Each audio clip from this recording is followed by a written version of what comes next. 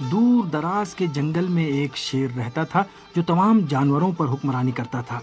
ایک دن ایک ہاتھی وہاں سے گزر رہا تھا کہ شیر نے، جسے اپنے علاقے میں کسی غیر کی آمد رفت پسند نہیں تھی، اس پر حملہ کر دیا، مگر ہاتھی نے اسے پچھاڑ دیا اور پھر اپنی گرد پکڑ کر چلنے لگا، جبکہ شیر بری طرح سے زخمی ہو چکا تھا۔ اسی اثنا میں ایک لومڑی وہاں سے گزری۔ اس نے اپنے پرانے دوست شیر کو زخمی حالت میں دیکھا تو اسے اس کے حال پر رحم آیا۔ اس نے شیر سے زخمی ہونے اور چوٹ کی وجہ پوچھی۔ شیر نے واقعہ بتایا اور لومڑی سے کہا کہ وہ اس کی کچھ مدد کرے، چونکہ وہ اب شکار کرنے کی سکت نہیں رکھتا تھا۔ شیر نے لومڑی سے کہا کہ میرے لیے کچھ تازہ گوشت لا دو تاکہ اسے کھا کر مجھ میں دوبارہ طاقت آ سکے۔ لومڑی نے، جو مکاری اور عیاری میں معروف ہے، چاپلوسی کرنا شروع کر دیا اور تھوڑی دیر سوچنے کے بعد شیر سے کہا، میں اکثر اوقات جنگل کے کنارے ایک گدھے کو دیکھتی ہوں۔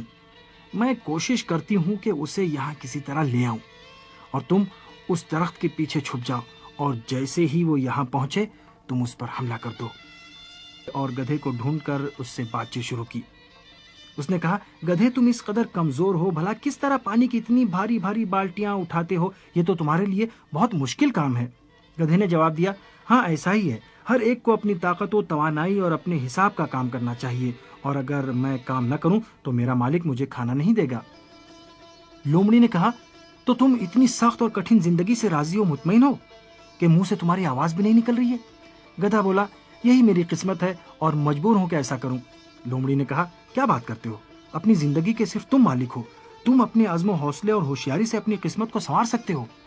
گدھا بولا، نہیں، تقدیر ان سب باتوں سے بالاتر ہے، ہمیں تقدیر کے سامنے سر جھکانا ہی پڑتا ہے۔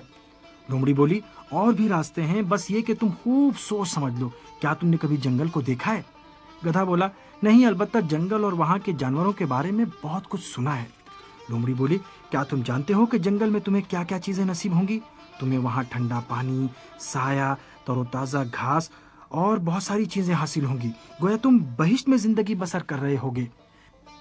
بہرحال لومڑی نے جنگل کی اتنی تعریف کی کہ گدھا جنگل میں چلنے پر تیار ہو گیا، اور پھر وہ دونوں جنگل کی طرف روانہ ہو گئے۔ ادھر شیر کی بھوک سے حالت خراب تھی اور وہ بھوک کی وجہ سے سخت پریشان تھا۔ اچانک اس کی نظر ان لوگوں پر پڑی جو اس کی طرف آ رہے تھے۔ بھوک سے بے قرار شیر نے قبل اس کے کہ گدھے کے پہنچنے کا انتظار کرتا اس پر چھلانگ لگا دی۔ وہ گدھے کو پکڑ نہیں سکا اور گدھا، جو پہلے ہی شیر کو دیکھ چکا تھا، جنگل سے فرار کر گیا۔ لومڑی کو سخت غصہ آ رہا تھا۔ جنگل تک گدھے کو لانے کی اس کی تمام کوششیں بے سود ثابت ہوئیں۔ شیر کو اپنی جلد بازی اور غلطی کا احساس ہو گیا تھا۔ اس نے لومڑی سے معافی مانگی اور ایک بار پھر لومڑی سے کہا کہ وہ دوبارہ گاؤں میں جائے اور گدھے کو دوبارہ جنگل کی سیر کرانے کے لیے لے کر آئے۔ لومڑی نے اس بار بھی شیر سے اپنی دوستی کی وجہ سے اس کی بات مان لی۔ وہ دوبارہ گاؤں میں پہنچی۔ جیسے ہی وہ گدھے کے پاس پہنچی، فوراً پوچھا کہ آخر تم وہاں سے بھاگ کیوں آئے؟ گدھے نے جواب دیا، دفع ہو جاؤ، جاؤ اپنا کام کرو، تم میری دشمن ہو، تمہیں کوئی حق نہیں پہنچتا کہ تم مجھ سے اس قسم کی بات کرو۔ اب مجھ سے تم اپنے جنگل کی کوئی بات نہ کرنا، میں ایسے خطرناک جنگل یا ایسی خطرناک جگہ پر کبھی نہیں جاؤں گا۔